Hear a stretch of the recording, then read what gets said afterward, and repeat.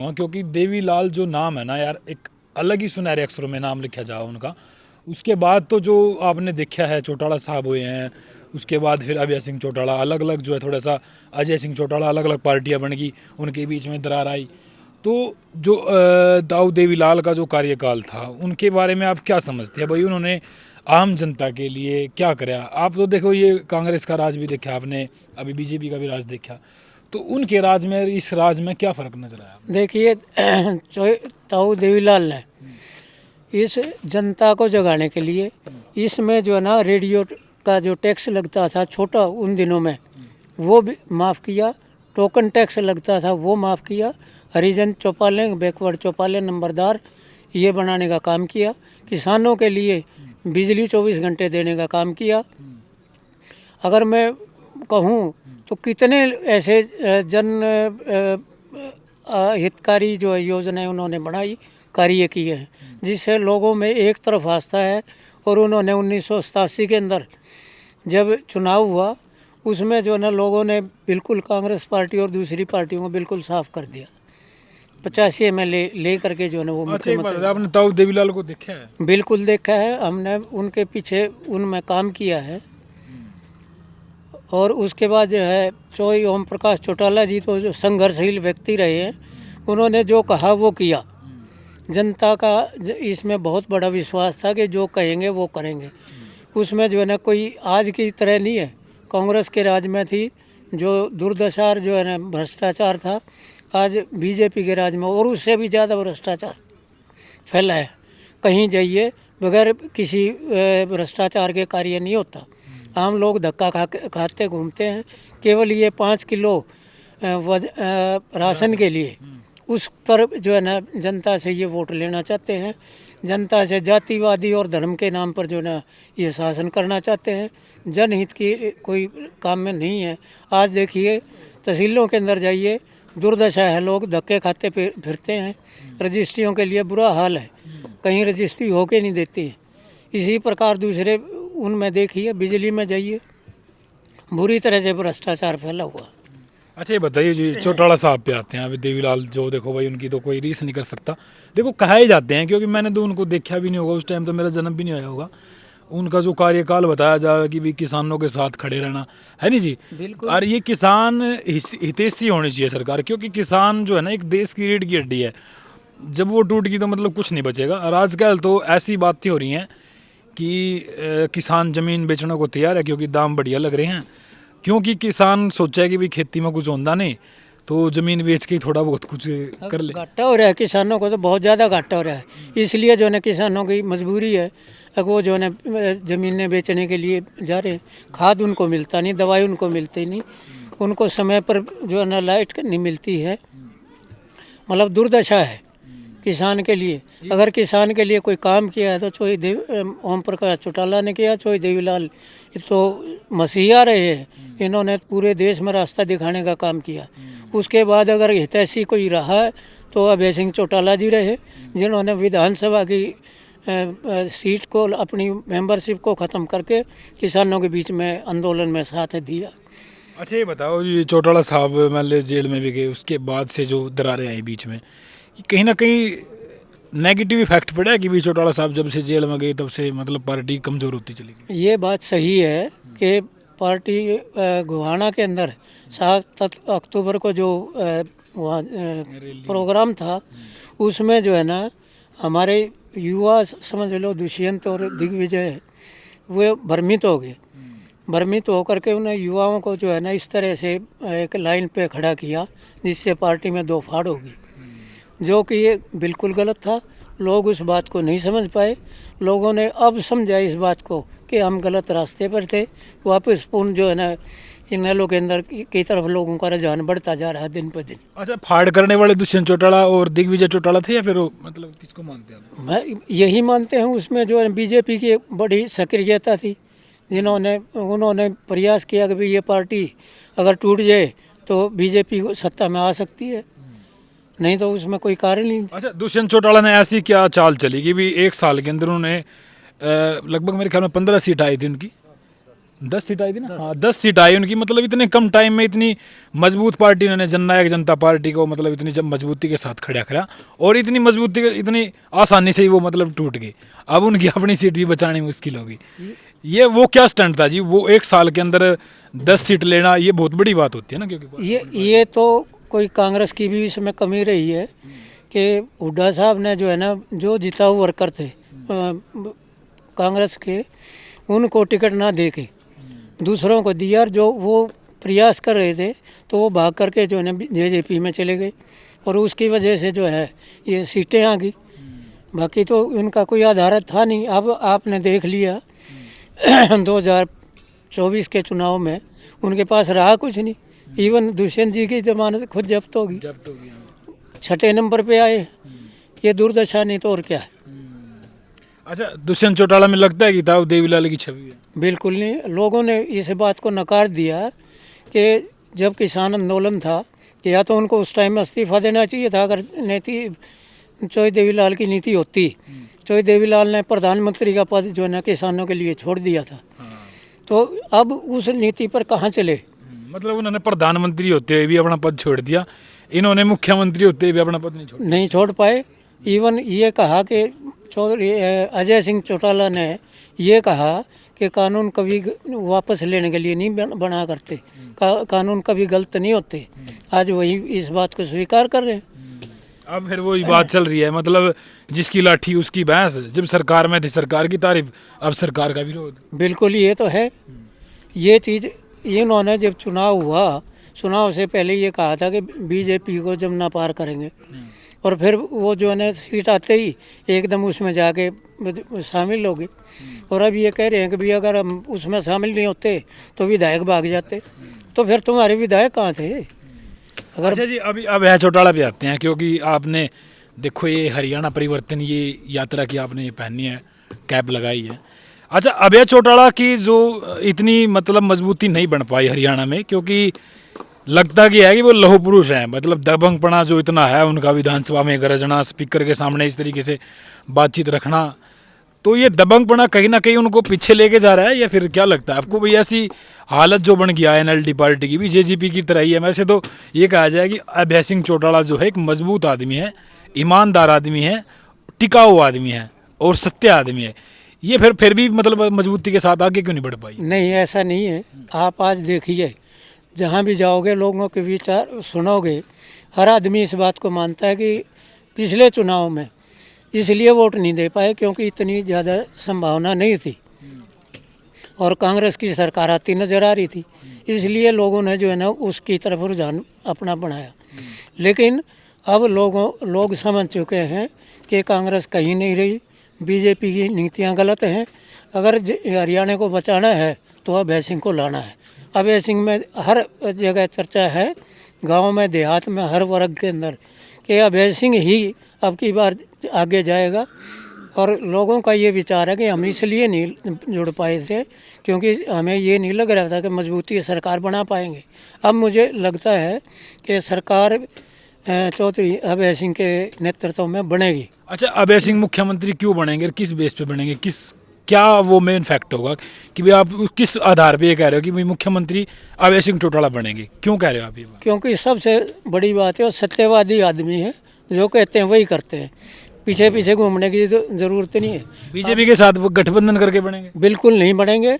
अगर अपनी पार्टी से बनेंगे, अगर कहीं सीटों की कमी रही तो बीजेपी या कांग्रेस जो भी समर्थन देगा वो समर्थन लेगा, देगा नहीं किसी। लेकिन कह रहे हैं कि भी बीजेपी पार्टी को टक्कर देने वाली कोई पार्टी बची नहीं है, सबका अस्तित्व खत्म है। Bhupendra Singh Hooda, Congress party, INLD, JJP सब मतलब पीछे पछाड़ दिए सरकार। ये तो आने वाला 2029 बता देगा कि इस बीजेपी के मुकाबले में कोई पार्टी है कि नहीं है। तो जो है अभय सिंह इंडियन नेशनल लोक दल है। अच्छा, बीजेपी क्यों हारेगी 2029 में? बीजेपी की नीतियाँ गलत हैं, जनता कौन सी नीति? खुश नहीं है। जनता उससे खुश नहीं है। भ्रष्टाचार दुनिया भर का फैला हुआ है, कानून व्यवस्था ख़त्म है।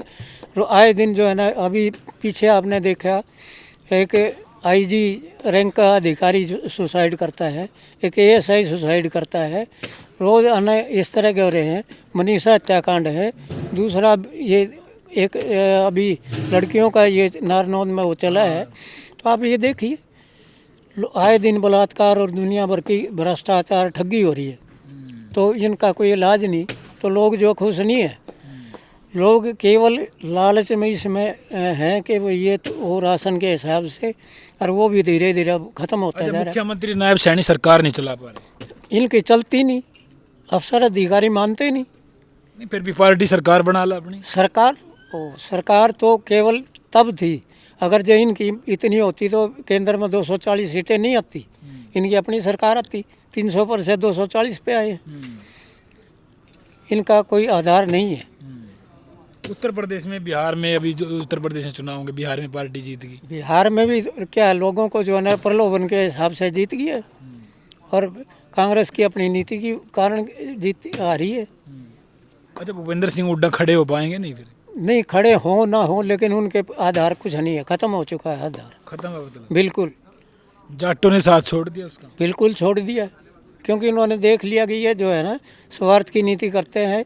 अब की बार कांग्रेस की सरकार बनते बनते इन्होंने खुद अपने हराई है। अच्छा, आप जाट समाज से ही हो? बिल्कुल जाट समाज। अच्छा, मैं एक बात पूछना चाहूँगा, क्या लगता है जाट समाज ने कहीं ना कहीं भूपेंद्र सिंह हुड्डा को धोखा दिया है, या फिर भूपेंद्र सिंह हुड्डा ने जाटों को धोखा दिया? भूपेंद्र सिंह हुड्डा ने दिया। जाटों ने तो एक तरफ से जो है ना, जो इन INLD के थे या JJP के थे और लोग थे, उन्होंने भी कांग्रेस वोट दी, लेकिन उसकी वजह से हुआ कि जब लोगों ने ये कहा कि भाई ये विधायक लायक नहीं है, इसको टिकट मत दीजिए, फिर भी दी। इस तरह 15-16 सीटें जो हैं जानबूझ के हराई हैं। अच्छा, बीजेपी ने जाट मुख्यमंत्री चेहरा क्यों नहीं दिया? बीजेपी तो राजनीति करती जाति की, धर्म की राजनीति करती है, उसने क्या ज़रूरत है।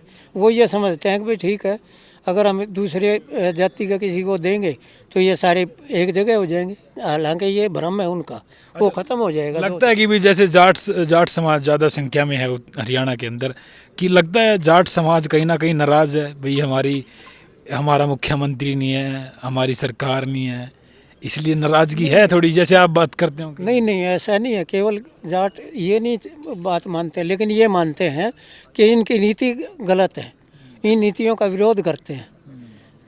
बाकी नहीं तो इस बात से नहीं, तो इनकी सारी नीतियों का विरोध करते हैं। जाट ही नहीं, दूसरी जातियों का भी यही हाल है। अच्छा, INLD पार्टी को कमज़ोर करने में चौटाला साहब का भी कहीं ना कहीं है थोड़ा बहुत फर्क? नहीं, चौटाला साहब ने कभी ये नहीं कहा। उन्होंने जो कहा वो किया। सख्त नीतियाँ थी, अधिकारी सतर्क रहते थे, कहीं ये दुराचार नहीं था, कानून व्यवस्था बहुत अच्छी थी, सारी नीतियाँ बहुत अच्छी थी। लेकिन आप ये बताइए, हम समालखा विधानसभा में, लास्ट में सवाल ये रहेंगे, समालखा विधानसभा के अंदर मनमोहन भडाना विधायक है यहाँ पे, आपने उसका कार्यकाल देखे होगा, लगभग 1 साल से ज़्यादा हो गया, क्या लगता है? देखो, विधायक जी नरम है, लेकिन कार्य उनके अधिकारी कोई मानता नहीं, काम नहीं होता है। वैसे नरम है, ये मानना पड़ेगा। नहीं, अधिकारी मानते नहीं उनकी बात? अधिकारी नहीं सुनते हैं, लेकिन वो तो कहीं ना कहीं दहाड़ के कहते हैं कि भी अगर जो काम नहीं करेगा उसको मैं देख लूँ। कहना और करने में बहुत भारी अंतर है, ये चीज़ नहीं है।